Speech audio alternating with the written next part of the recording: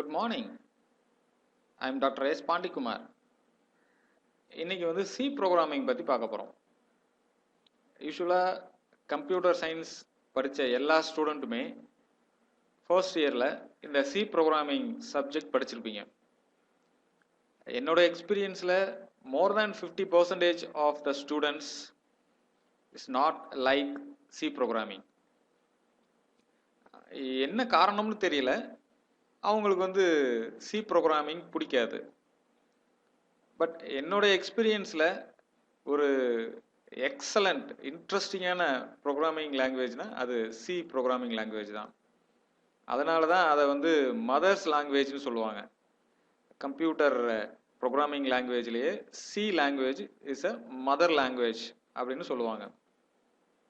ஏன்னா ஒன்ஸ் நீங்கள் C ப்ரோக்ராமிங்கில் code எழுத கற்றுக்கிட்டீங்கன்னா வேற எந்த லாங்குவேஜாக இருந்தாலும் நீங்கள் ஈஸியாக அடாப்ட் ஆயிடுவீங்க. அந்த ஒரு டிஃபிகல்ட்டியே இருக்காது.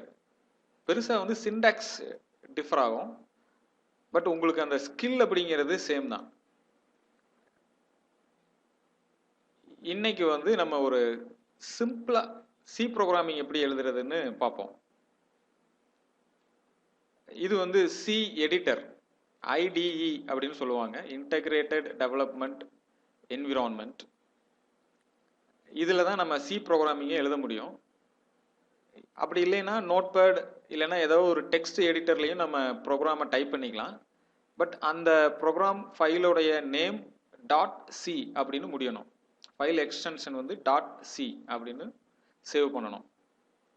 அப்போ தான் அதை நம்ம கம்பைல் பண்ணி ரன் பண்ண முடியும். யூஸ்வலாகவே நம்மளுக்கு சி ப்ரோக்ராமிங் இன்பில்ட் ஐடிஇயோட தான் வரும். அதையவே நம்ம யூஸ் பண்ணிக்கலாம். அதுதான் நம்மளுக்கு ஈஸியாகவும் இருக்கும். ஸோ இது வந்து ஒரு ஐடிஇ. இதில் ஃபைல் மெனு போய்க்கோங்க. அதாவது கர்சர் மவுஸ் சப்போர்ட் பண்ணுனா மவுஸை யூஸ் பண்ணலாம், அப்படி இல்லைன்னா கமாண்டு மூலமாக ஆப்ரேட் பண்ணலாம். ஸோ நியூ ப்ரோக்ராம், இந்த மாதிரி ஒரு ஓப்பனிங் என்விரான்மெண்ட் வரும். இது எல்லாமே மெனூஸ், நம்ம சி ப்ரோக்ராமிங் சப்போர்ட் பண்ணக்கூடிய மெனூஸ். இதுதான் உங்களுக்கு நீங்கள் டைப் பண்ணக்கூடிய கிளைண்ட் விண்டோன்னு சொல்லுவோம். இங்கே தான் நம்ம கோடிங் டைப் பண்ணுவோம். இங்கே வந்து நம்மளுக்கு எரர்ஸ் ஏதாவது இன்ஃபர்மேஷன்ஸை டிஸ்பிளே பண்ணுவாங்க. உங்களுக்கு தேவையான ஷார்ட்கட் கீஸ் இங்கே இருக்கும். ஸோ இப்போது இந்த கிளைண்ட் ஏரியாவை நீங்கள் மேக்ஸிமைஸ் பண்ணிக்கோங்க. F5 கீயை வந்து ப்ரெஸ் பண்ணுங்கள். ப்ரெஸ் பண்ணோன்னே இது ஃபுல் விண்டோவுக்கு வந்துடும். அப்போ தான் நம்மளுக்கு டைப் பண்ணுறதுக்கு நிறைய ஸ்பேஸ் கிடைக்கும்.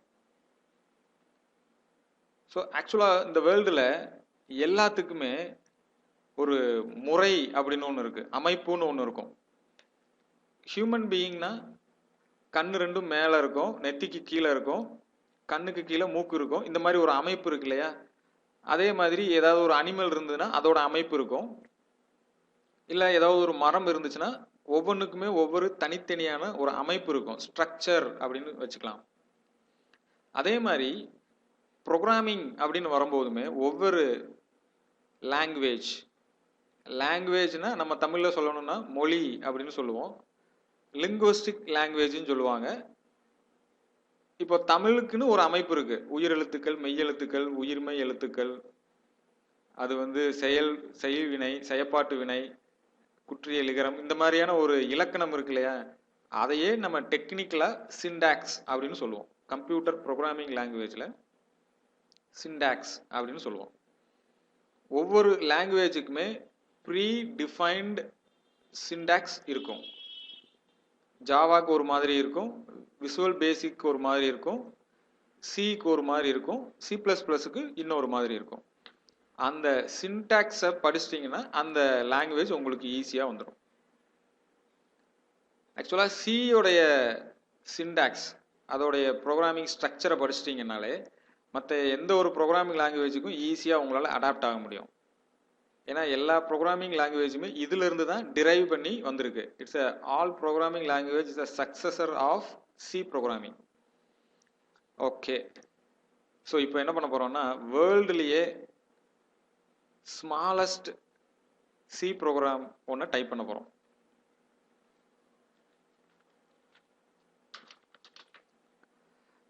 இதுதான் வேர்ல்டுலேயே ஸ்மாலஸ்ட் சி ப்ரோக்ராம். இப்போ ஒரு கொஸ்டின் வரும், நீங்க ப்ரோக்ராமே டைப் பண்ணவே இல்லை அப்படின்னு நிறைய பேர் கேட்பாங்க. ஆக்சுவலா இதுதான் C program, basic C program. இதுக்கு அப்புறமா நம்மளுக்கு என்ன வேணுமோ அதுக்கு தகுந்தா போல நம்ம ஸ்டேட்மெண்ட்ஸை இன்க்ளூட் பண்ணிட்டே வருவோம். இப்போ இந்த ப்ரோக்ராம் சரியா தப்பா அப்படிங்கிறத செக் பண்ணணும்.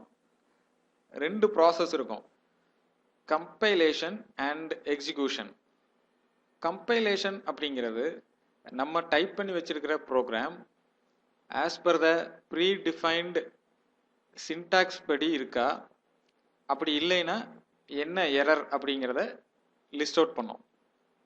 எக்ஸிக்யூஷன் அப்படிங்கிறது நம்ம ஆல்ரெடி கம்பைல் பண்ணி வச்சிருக்கிற ப்ரோக்ராம், எரர் ஃப்ரீ ப்ரோக்ராம் இருக்கு இல்லையா, அதை எக்ஸிக்யூட் பண்ணோம். நம்ம என்ன ஸ்டேட்மெண்ட்ஸ் என்ன அவுட்புட்ஸ் கொடுத்துருக்குறோமோ அதை எக்ஸிக்யூட் பண்ணோம். ஸோ இங்கே கம்பைல் பண்ணுறதுக்கு ஆல்ட் சி அமுக்கலாம், செலெக்ஷன் பண்ணலாம், கம்பைல் அப்படிங்கிறத செலெக்ஷன் பண்ணலாம். அப்படி இல்லைன்னா ஆல்ட் F9 கம்பைல் பண்ணீங்கன்னா இந்த இடத்துல உங்களுக்கு டீடைல்ஸ் வரும். லைன்ஸ் கம்பைல்டு 3 லைன்ஸ் இருக்கு. வார்னிங், ஒரே ஒரு வார்னிங் சொல்றது, எரர் 0. அப்போ நம்ம போட்ட ப்ரோக்ராம்ல எந்த விதமான எரருமே இல்லை. யூஸ்வலாகவே ஒரு நார்மல் ப்ரோக்ராமராக இருந்தால் அவங்க வார்னிங்கை பற்றி எந்த விதமான கன்சிடருமே பண்ண மாட்டாங்க. பட் ஆக்சுவலாக நீங்கள் ஒரு டெவலப்பர் ஆகணும்னு நினச்சிங்கன்னா வார்னிங்ஸை கன்சிடர் பண்ணணும். ஸோ ப்ரெஸ் எனி கீ, ஏதோ ஒரு கீயை ப்ரெஸ் பண்ணிங்கன்னா உங்களுக்கு வார்னிங் என்னங்கிறத பார்க்கணும். Function should return a value. So இதை வந்து நீங்கள் கேர் பண்ணிக்கலாம், இல்லை அப்படியே கூட விட்டுறலாம் உங்கள் ப்ரோக்ராமில். பட் எந்த விதமான எரருமே இல்லை, இது வார்னிங் தான். ஸோ இப்போதைக்கு நம்ம இதை கேர் பண்ணிக்க வேணாம், அப்படியே விட்டுருங்க. கிளைண்ட் ஏரியாவில் கிளிக் பண்ணிங்கன்னா உங்களுக்கு அந்த விண்டோ போயிடும். இப்போ வந்து இந்த ப்ரோக்ராமில் எந்த விதமான எரருமே இல்லை. இப்போ இதை ரன் பண்ண போகிறோம். கண்ட்ரோல் F9 ப்ரெஸ் பண்ணலாம். அப்படி இல்லைன்னா ரன்னில் போயிட்டு இதை கிளிக் பண்ணுங்க. ஸோ இந்த ப்ரோக்ராம் ரன் ஆயிருச்சு வித்தவுட் எனி எரர். அவுட்புட் காணோம், அவுட்புட் வந்திருக்கு, பட் அந்த விண்டோவை நம்ம வியூ பண்ணி பார்க்கணும். இங்கே போங்க, விண்டோங்கிற மெனுவில் அவுட்புட் அப்படிங்கிற அந்த இதை பார்த்தீங்கன்னா எந்த அவுட்புட்டுமே டிஸ்பிளே ஆயிருக்காது. ஏன்னா நம்ம எதுவுமே பண்ண சொல்லலை. ஸோ இந்த விண்டோவை இங்கே வச்சு க்ளோஸ் பண்ணிடுங்க.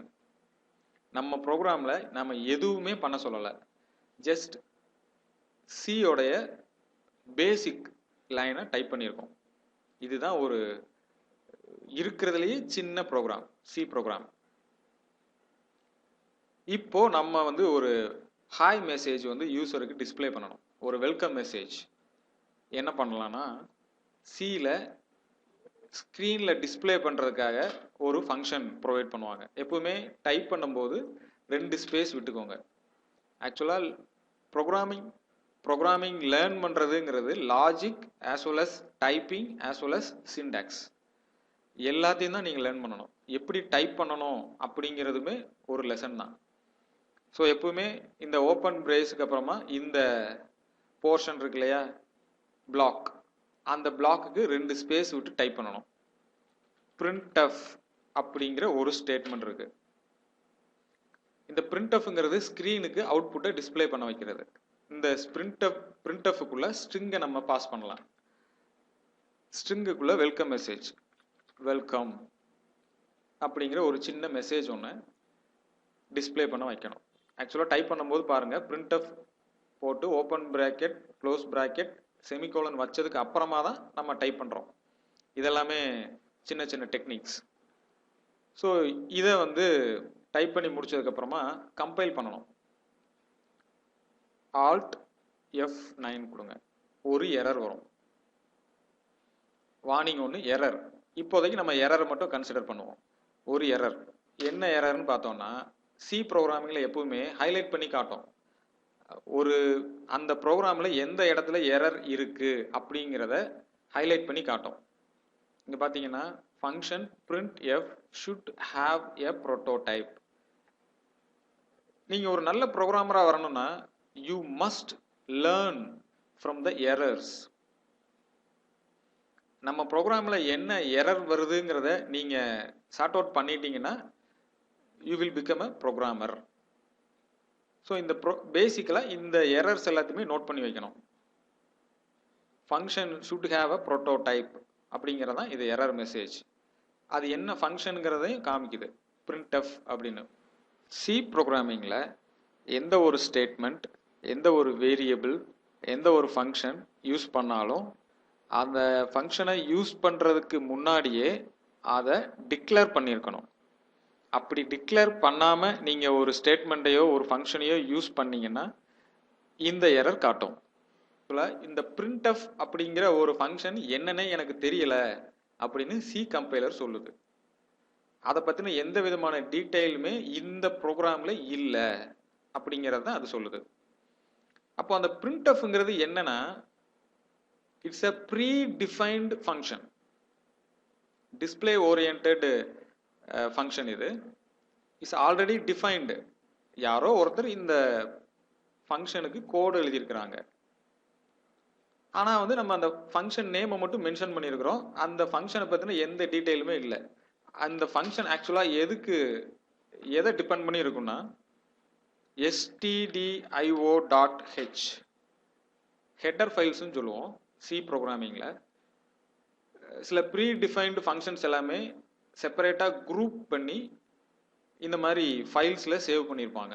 .hங்கிறது ஹெட்டர் ஃபைலை மீன் பண்ணும். ஸோ stdioங்கிறது standard input and output.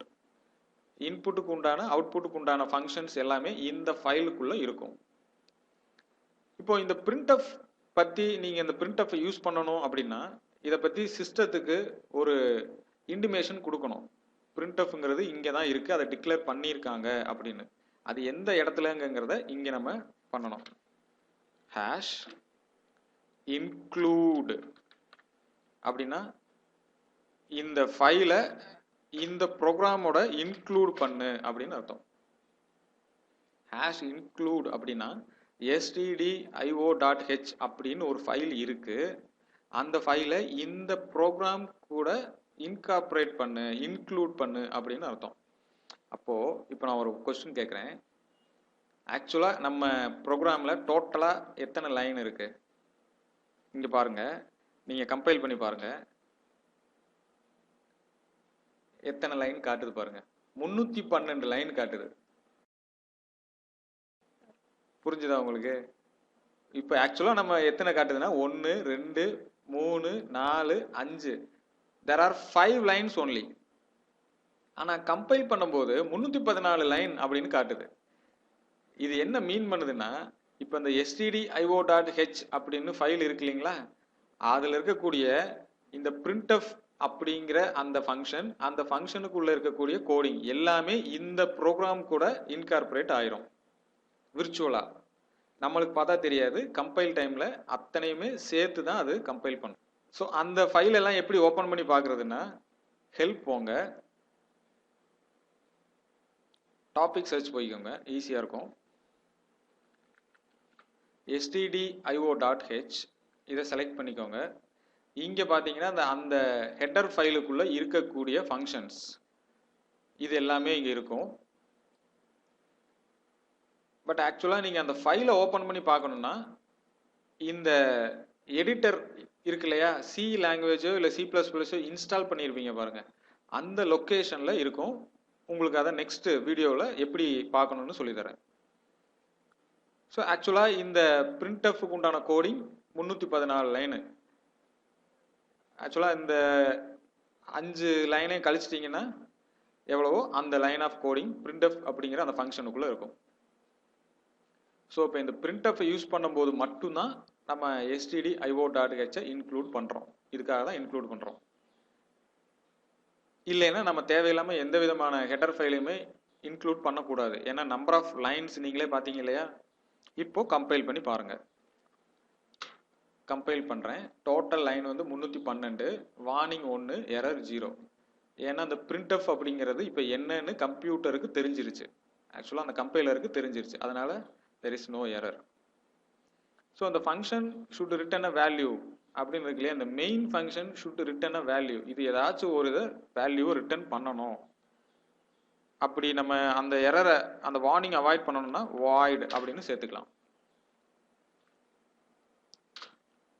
So there is no warning, no error. இப்போ கம்பைல் பண்ணுங்க. கம்பைல் பண்ணியாச்சு, ரன் பண்ணுங்க. இந்த ப்ரோக்ராம் ரன் ஆயிருச்சு. இப்போ போய் அவுட்புட்டை எடுத்து பார்க்கணும்.